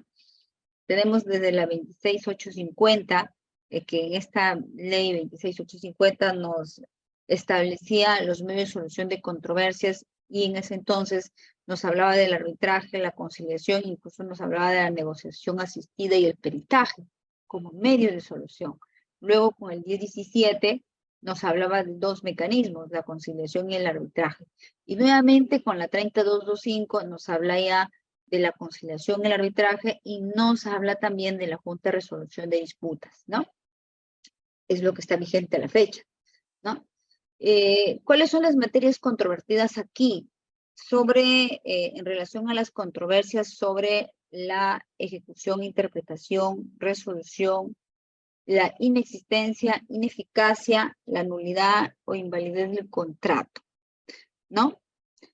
cualquier controversia que gire en relación a la ejecución, interpretación, resolución, inexistencia, ineficacia, nulidad o invalidez del contrato, pues son materia de controversia, ¿no? Pero aquí es una precisión la norma. En el caso de nulidades, dice que solo vamos a utilizar el arbitraje. No podemos ir por la conciliación, no podemos ir por la Junta de Resolución de Disputas cuando se trate de nulidad, ¿no? Ahora, de acuerdo a las 17, las materias no arbitrales son aquellas materias que no pueden someterse al uso de los MARCs, ¿no? Y si es así, entonces, ¿cuáles son aquellos que no se someten a los usos de los MARCs? La decisión de la entidad o de la Contraloría en relación a prestaciones adicionales, ¿no? La ejecución de prestaciones adicionales de obras y mayores prestaciones de supervisión que requieran la aprobación previa de la Contraloría. La decisión de la entidad o de la Contraloría de aprobar o no la ejecución de las prestaciones adicionales, ¿no? Las prestaciones adicionales que le corresponden a la Contraloría no van a ser sujetos de mecanismos de solución de controversias, ¿no? Aquellas pretensiones referidas a enriquecimiento sin causa, ¿no? Pago indebido, indemnizaciones, también no son sujetos a controversia. Bien, la falta de aprobación, ¿no? Parcial, ¿no? O total por parte de la entidad o la Contraloría en relación a las prestaciones adicionales, ya hemos dicho que también no son, ¿no? Entonces vemos que entre la 17 y la 3225 casi hay casi lo mismo, ¿no? Porque todo lo que es prestación adicional no es sujeto a mecanismos de solución de controversias, solo que aquí se agrega en la 3225 el tema relacionado a indemnizaciones, a enriquecimiento sin causa, cosa que eso no lo veíamos en la 17, ¿no? Entonces aquí tenemos algunas más figuras que no van a materias conciliables, que pueden ir directo a sede judicial, ¿no? El plazo de caducidad, también el plazo de caducidad hay algunas precisiones que tenemos que tener en cuenta. Si comparamos la 17 con la 3225, tenemos en la 17 que nos dice al iniciar antes de la culminación de un contrato, o sea, todas las controversias que se inician antes de que este contrato haya quedado culminado, o sea, desde la firma del contrato hasta antes que el contrato culmine, pueden existir controversias, ¿no? Y eso tiene sentido porque si el contrato queda culminado, entonces quiere decir que todos estamos de acuerdo, pues se culmina el contrato, no hay controversia. Pero si el contrato no se culmina porque hay controversias, entonces cualquier incidente que se dé desde la suscripción hasta antes de que el contrato quede culminado, puede ser susceptible a controversias de acuerdo a la 17, a excepción de lo que ya dijimos, ¿no? Prestaciones adicionales. Salvo cuando se trate de vicios ocultos, sabemos nosotros que los vicios ocultos, ¿cuándo pueden ocurrir? Después de culminado el contrato, ¿no? Después de culminado el contrato pueden presentarse vicios ocultos. Esos también son sujetos de controversia, ¿no? ¿Y qué nos dice la 3225? La 3225 nos dice que al iniciar estos antes de iniciar el pago final, ¿no? Pueden ver controversia. Es decir, desde la suscripción del contrato hasta antes de realizar el pago final, puede haber controversias que pueden resolverse mediante conciliación o arbitraje. Ahora, los vicios ocultos, ¿no? O aquellas obligaciones que son posteriores al pago, también pueden ser resueltas por conciliación o arbitraje, y en el caso de las JRD, las que se inician antes de la recepción total de la obra, ¿no? También son sujetos a la Junta de Resolución de Disputas, ¿no?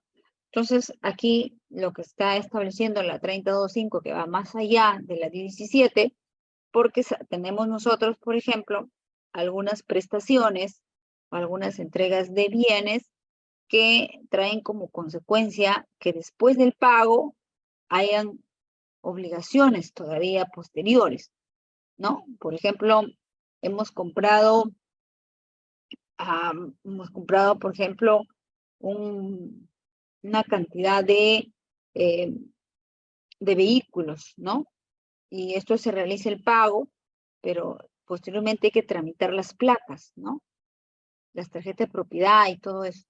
Y es una obligación posterior del postor, ¿no? Entonces, ¿qué pasa si es que no cumple esa obligación posterior? Es sometida, de acuerdo a la 32.5, a arbitraje o conciliación, ¿no? En el caso de manera específica ya, entre la 10.17 y la 32.5, por ejemplo, en temas específicos ya, está referido a, por ejemplo, cuando las controversias, de acuerdo a las 10.17, sean nulidad, resolución, ampliación de plazo, recepción, conformidad, valorización, metrados, liquidación, pago, son 15 días para las 10.17. Un plazo muy corto, ¿verdad?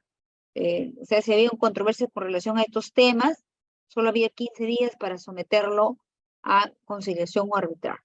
Y si no, moría, ¿no? En cambio, con la 32.5 nos dicen que todo lo que se ha dicho, menos el pago, ¿no?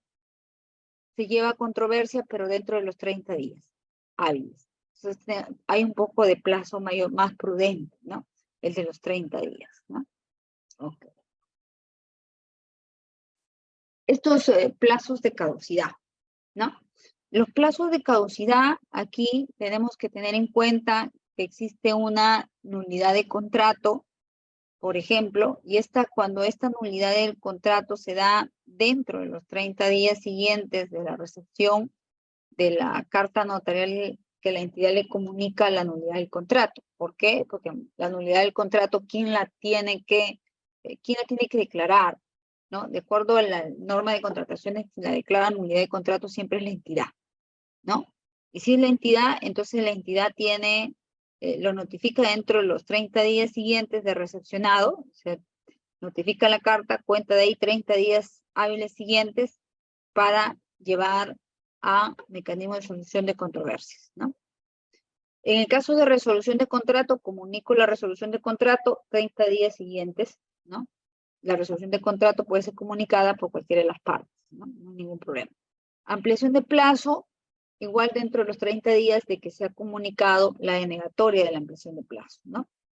Tiene que ser por la entidad, ¿no? Recepción y conformidad de la prestación, 30 días después de haber ocurrido, ¿no? La recepción o la negativa de la recepción o de vencido el plazo para otorgar la conformidad, ¿no? Y no se otorga la conformidad por parte de la entidad. Valorizaciones o metrados, 30 días, luego de presentada la formulación, aprobación y valorización de los metrados, y de repente la entidad no está de acuerdo, ¿no? Dice estos metrados no son los que corresponden, es menos, ¿no? O la valorización no es la que está proponiendo, ¿no? Entonces se genera una controversia. En la liquidación, dentro de los 30 días hábiles siguientes de notificada, ¿no? El rechazo de la liquidación o bien las observaciones que se han formulado, ¿no? Cualquiera de ellas, 30 días tenemos. Los pagos es dentro de los 30 días siguientes de vencido el plazo para hacer efectivo el pago de acuerdo a lo que está previsto en el contrato. ¿Qué pasa con los vicios ocultos?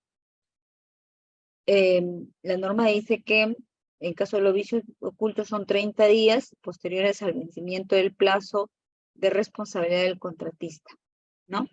Este plazo de responsabilidad, ¿dónde está? En el contrato.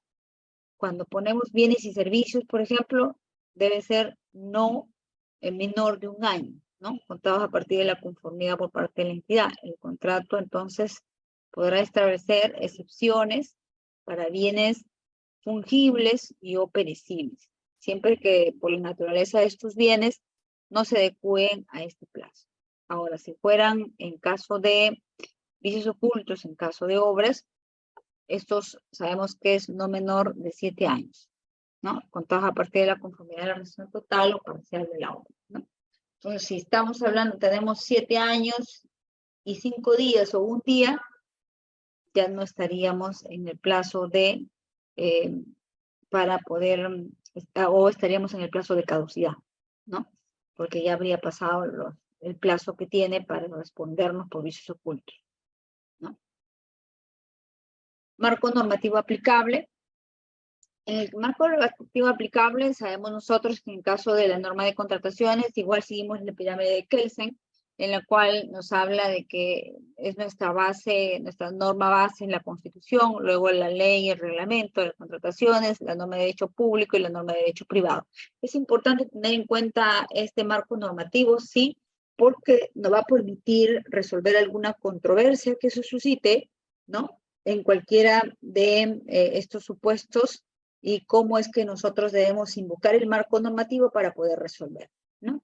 Por ejemplo, si estamos resolviendo controversia de ejecución contractual, entonces los que desarrollamos el rol de árbitros en los procesos arbitrales, de repente tenemos un tema relacionado a un adicional y que tenemos que ver que de repente se está resolviendo algo que no está establecido en la ley de contrataciones. Entonces tenemos que tener en cuenta esta pirámide para poder invocar el marco normativo de cómo hemos realizado una interpretación extensiva, pero teniendo en cuenta esta pirámide, ¿no?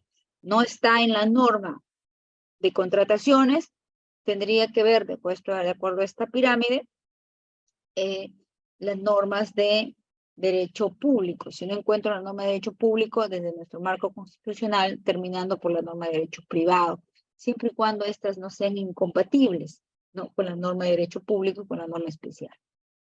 Bien.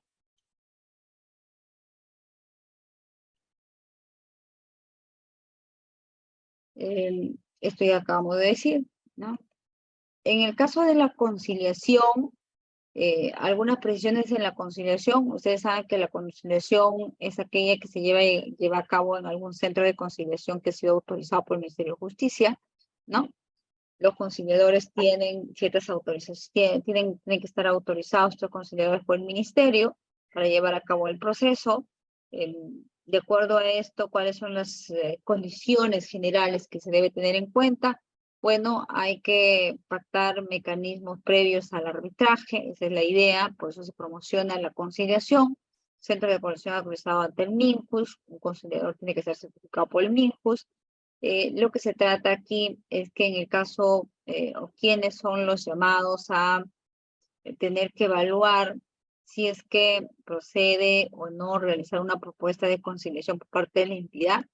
Bueno, es el titular de la entidad o en quien se le haya delegado, que bajo responsabilidad va a decidir si hay conciliación, si propone, ¿no? O rechaza la propuesta conciliatoria, si en caso ha llevado el contratista, ¿no?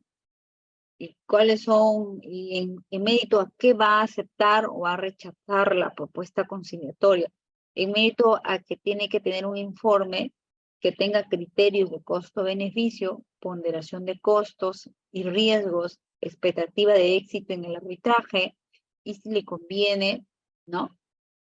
Resolver esta controversia por arbitraje, ¿no? O solamente o le conviene resolverlo por conciliación. Además del informe técnico legal que debe estar también ahí, que van a ser sustentos para poder aceptar o rechazar la propuesta conciliatoria, ¿no? Esto se registra si todo está ok, se escribe en el acta hay que registrarlo en el SEAS, ¿no? El acta puede ser por acuerdo total o parcial, dependiendo, ¿no? Y esto dentro del plazo de 10 días hábiles de suscrito, bajo responsabilidad. ¿Qué materias son no conciliables? Ya hemos dicho que todo lo que corresponde a nulidad de contrato solamente va a ir a arbitraje, ¿no? ¿Qué más tenemos que tener en cuenta? El procedimiento se solicita ante un centro de conciliación. Hay que, de acuerdo a las normas de conciliación, hay que programar las audiencias, ¿no? Puede darse el caso que se suspenda una audiencia o el procedimiento mismo. Sí se puede suspender el procedimiento o la audiencia cuando no exista la resolución autoritativa. Entonces, se puede suspender para darle a la entidad 30 días para que ésta alcance la resolución autoritativa. La norma dice que puede prorrogarle a 30 días más para que la entidad alcance. Si no alcanza, se entiende que no existe acuerdo conciliatorio y con eso se concluye la conciliación. Y por lo tanto se daría inicio, si se considera el contratista, llevarlo al arbitraje, ¿no? ¿Cuáles son las etapas? La preconciliación, la audiencia de conciliación y la posconciliación, ¿no? En la primera etapa de preconciliación, en la presentación de la solicitud, la evaluación de la solicitud, designan un conciliador, realizan las invitaciones, ¿no? Y preparan la audiencia. En la etapa de la segunda, que ya es la audiencia en sí, la reunión conjunta que se tiene que hacer, esta es una reunión conjunta o una reunión privada, donde participan las partes, definen cuáles son los problemas y los intereses de cada uno, cuáles son sus posiciones, definen la mejor alternativa y cierran la sesión, ¿no? Si es una reunión conjunta, bueno, redefinirán el problema, realizarán esa evaluación conjunta. En esta reunión conjunta puede arribarse a un acuerdo y con eso se cerraría la audiencia, si es que se da el acuerdo, ¿no? La tercera, la posconciliación, hay que registrar, archivar el acta de conciliación y a realizar el seguimiento del caso, ¿no?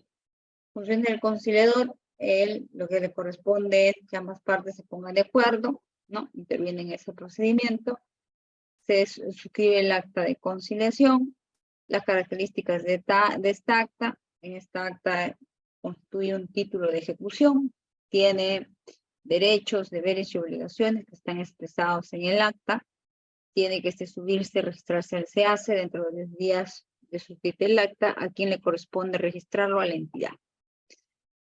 La validez del acta,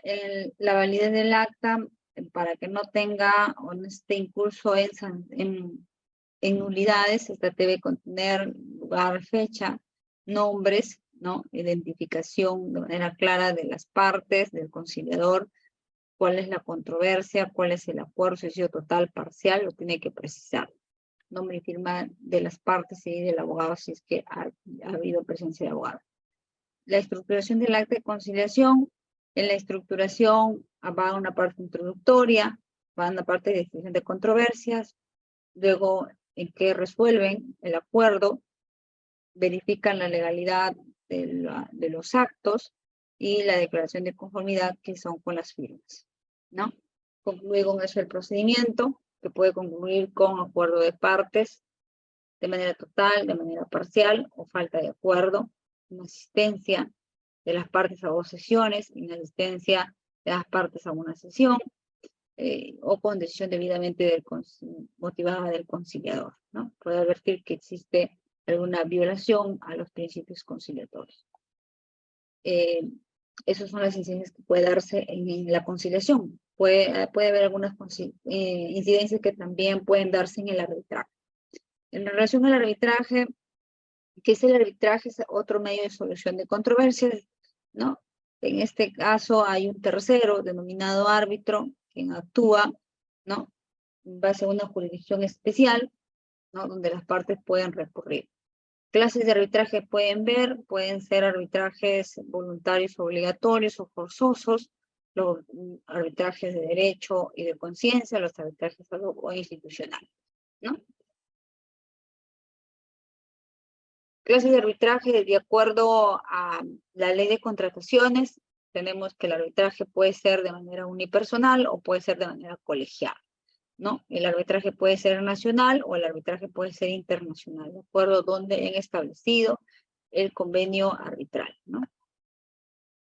Característica del arbitraje: el arbitraje entre privados se va a diferenciar del arbitraje entre la entidad y un privado, porque en esta última es un mecanismo obligatorio, ¿no? Está establecido en la ley, es un arbitraje de derecho, existe incidencia sobre los fondos públicos, obedece a satisfacer un interés público. Las normas que se manejan son normas especiales de derecho público, hay una especialización obligatoria que se requiere y hay un principio de transparencia, ¿no? Y por lo tanto, dentro del arbitraje se rige el principio de competencia de la competencia, ¿no? Mediante el cual es el tribunal arbitral el único competente para decidir sobre su competencia, ¿no? ¿Cuáles son las excepciones que pueden darse? Que haya temas de prescripción, caducidad, cosa juzgada o cualquier otra que pueda incidir en la actuación arbitral. En cuanto al arbitraje en las contrataciones, estos pueden ser, hemos dicho, nacional, de derecho, institucional y ad hoc. Ad hoc tiene que tener en cuenta aquí en el ad hoc, en relación al valor estimado o al valor referencial, que este sea igual o menor a 5 millones, ¿no? Lo resuelto sea por árbitro único o tribunal arbitral, pues va a depender, ¿no? El número de árbitros ante la falta de un acuerdo de partes o duda, ¿no? Si fuera institucional, será árbitro único. Si fuera ad hoc, será árbitro único, ¿no? Si no se ha establecido. En cuanto a la responsabilidad en el tema del arbitraje, esta responsabilidad va a tenerse en cuenta en relación a que estos árbitros se rigen por el principio de transparencia e imparcialidad, ¿no? Y constituye responsabilidad funcional impulsar o proseguir en la vía arbitral cuando, de acuerdo al análisis de costo-beneficio, determinan una posición de la entidad y con ello no se impulsa o no se prosigue la vía arbitral cuando el informe legal recomienda que sí debe hacerlo, ¿no? Irse a la vía arbitral porque va a haber mucho más, hay, digamos, producto del informe costo-beneficio, pues se asegura que en el proceso arbitral pues se va a resolver y la entidad va a obtener una respuesta óptima en ese procedimiento, ¿no? Los árbitros en materia de contrataciones, bueno, la norma ha establecido algunas formalidades para ser árbitros. Se los dejo ahí, que son las 3 especializaciones, además de las experiencias, ¿no? Estos deben actuar con independencia, imparcialidad y el deber de información, ¿no?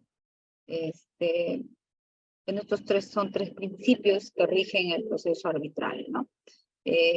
Hay sanciones éticas, sí, de acuerdo a la gravedad, puede ser una amonestación, una suspensión, ¿no? O una inhabilitación permanente. También hay impedimentos que se tiene que tener en cuenta para no incurrir los árbitros, ¿no? ¿Está? ¿Quién designa a los árbitros? Bueno, cuando recién se inicia la solicitud, corre traslado a la otra parte, ¿no? Entonces, cuando presenta su solicitud, esa parte tiene que ahí proponer cuál es su árbitro que propone. Eso es comunicado a la otra parte verifica, puede ser que de repente recuse a ese árbitro por algún problema, alguna circunstancia, que pueden ser éticas, morales o las establecidas en la norma, y él también propone su árbitro a la entidad, corre traslado a la otra parte, igual también puede cuestionar al árbitro por alguna de las causales establecidas, ¿no? La designación residual es en el caso de los procesos arbitrales ad hoc, cuando corresponde aquí a cualquiera de las partes, puede solicitar al OCE una designación residual. Cuando las partes no hayan pactado la forma en que se designan a los árbitros o no se hayan puesto de acuerdo respecto a la designación del árbitro único o de algún árbitro que integre el tribunal arbitral, o los árbitros no se hayan puesto de acuerdo en la designación de quién va a ser el presidente del tribunal.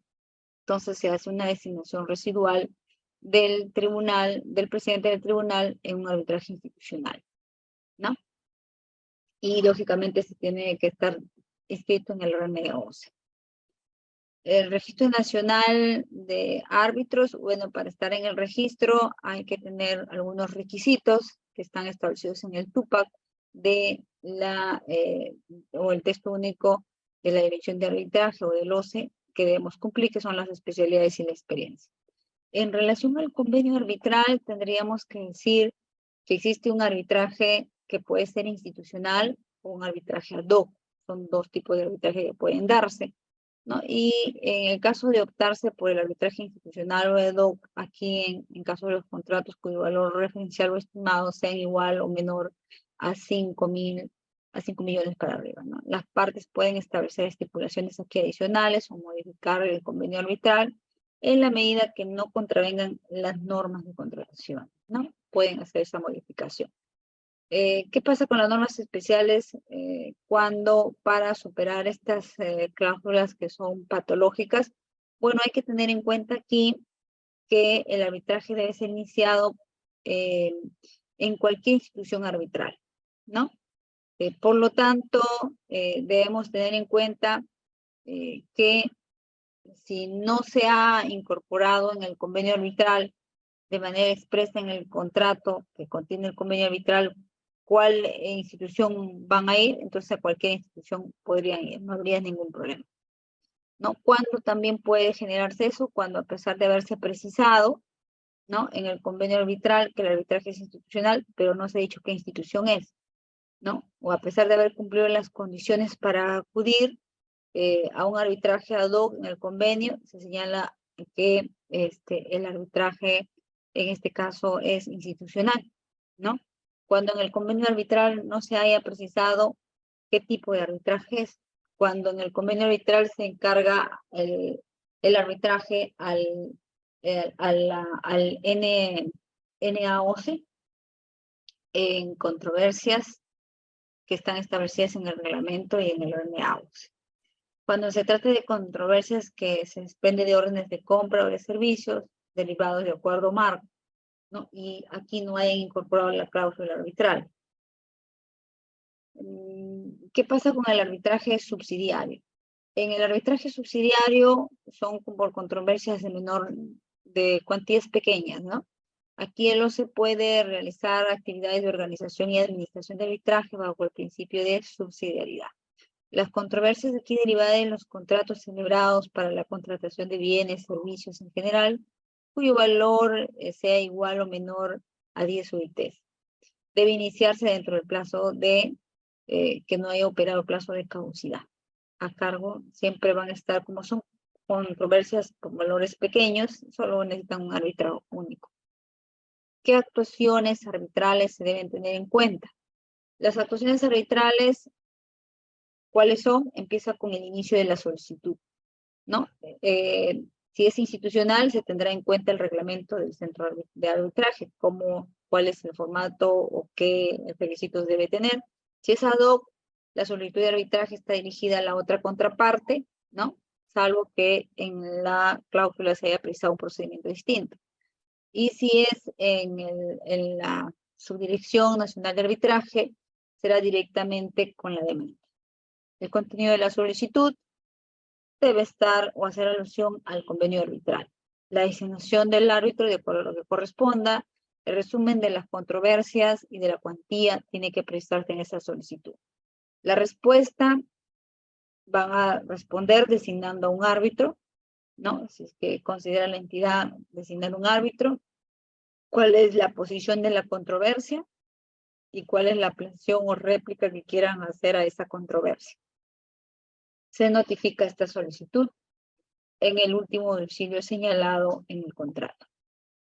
Las actuaciones arbitrales, aquí tenemos que tener en cuenta que previamente al procedimiento, si ha habido un procedimiento de conciliación, y si este ha versado sobre un acuerdo parcial o no ha habido acuerdo, ¿no? Entonces se procederá aquí el arbitraje en relación a aquellas materias que no se hayan conciliado, ¿no? Y siempre dentro del plazo de caducidad.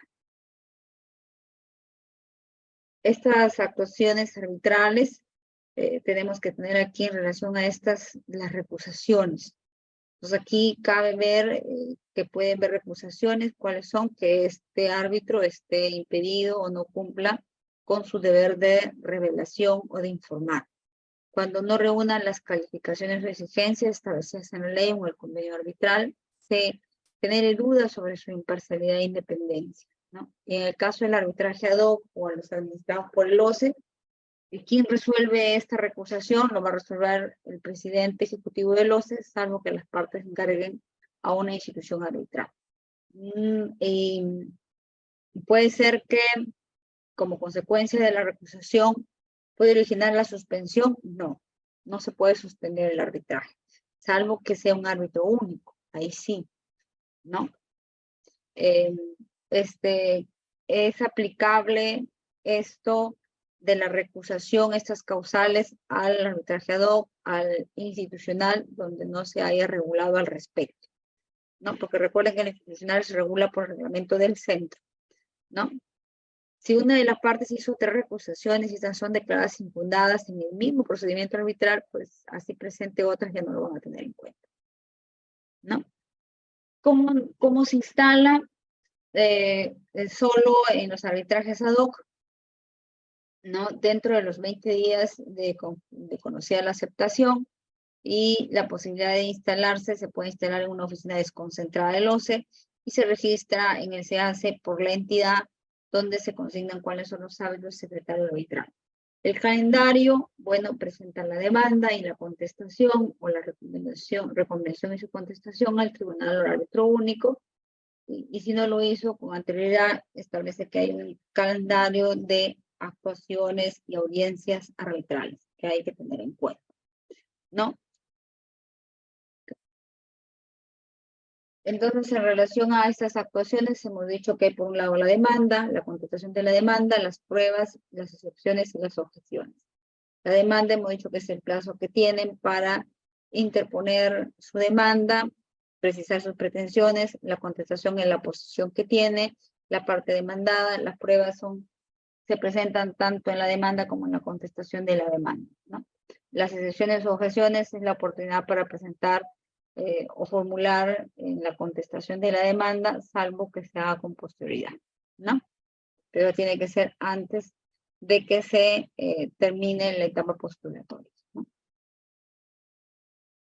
Los efectos del laudo, bueno, acá en los efectos del laudo, estos tienen que ser, los efectos son que el laudo es definitivo, es inapelable y de obligatorio cumplimiento para las partes después de haber sido notificado, ¿no?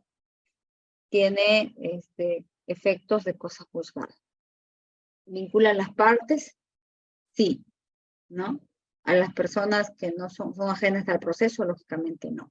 Notifican a través del SEACE para efectos de su eficacia, ¿no?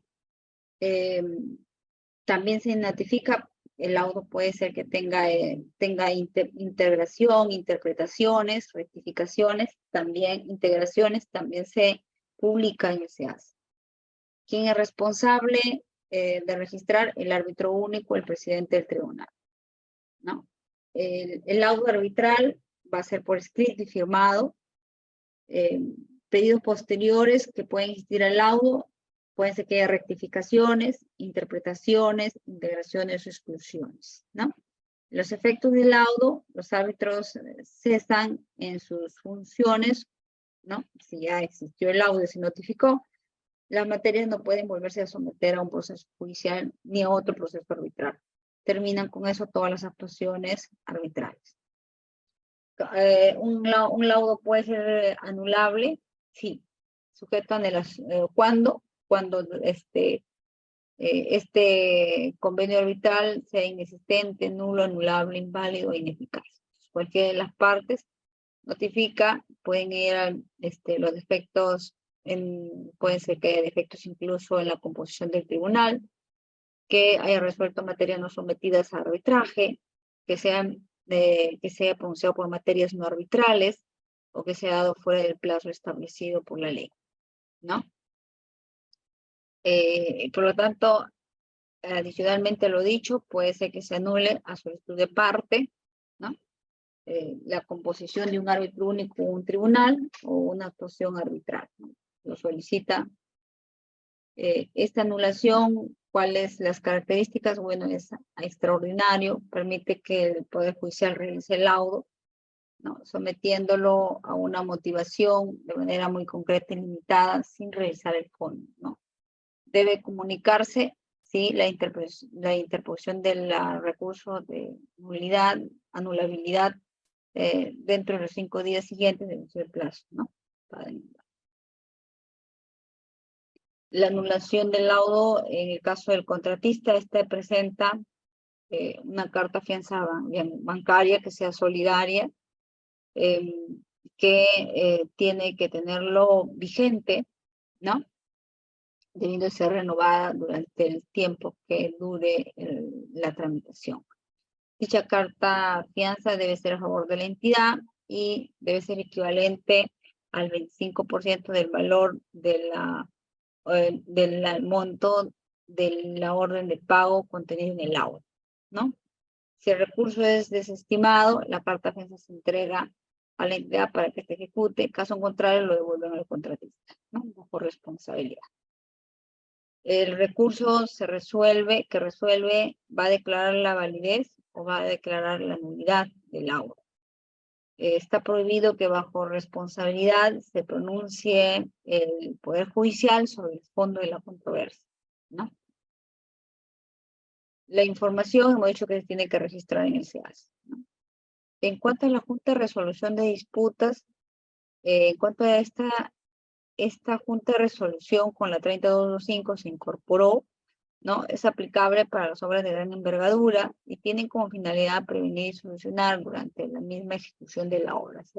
Va ejecutándose la obra, paralelo, cualquier consulta o observación se realiza la Junta de Resolución de Disputas y ya va resolviendo, ¿no? Puede ser que una de las partes no esté de acuerdo con la decisión de la Junta, pues dejará constancia que no está de acuerdo para que cuando concluyan la obra con la liquidación, después de ello, haga valer lo que no estaba de acuerdo en su momento a través de un proceso arbitral, ¿no? Entonces, ya quedan algunas precisiones adicionales que hay que tener en cuenta y que se los dejo a ustedes la diapositiva para que lo puedan revisar. Estas son las precisiones que quería hoy día conversar con ustedes en relación a recursos impugnatorios. Como ven, es tan amplio, es difícil de poder abordar todo en 2 horas, pero por lo menos lo más importante se ha tratado de trabajar hoy.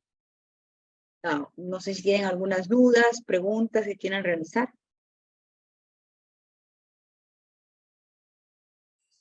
¿Henry? Sí, doctora, estoy escuchando su ponencia. Sí, parece que no hay una pregunta. Más bien agradecería compartir sus PPTs con los alumnos que me lo están Ahora te solicitando los reboto de directamente. una vez. Ahorita te Ya, los reboto doctorcita, porque después me voy a olvidar. Sí, no se bien, preocupe. bien, Henry. Entonces, La última sesión gracias. será el día jueves. Sí, la Ok, última sesión del curso y culminamos. Ujú. ok, La ya, segunda ok. parte.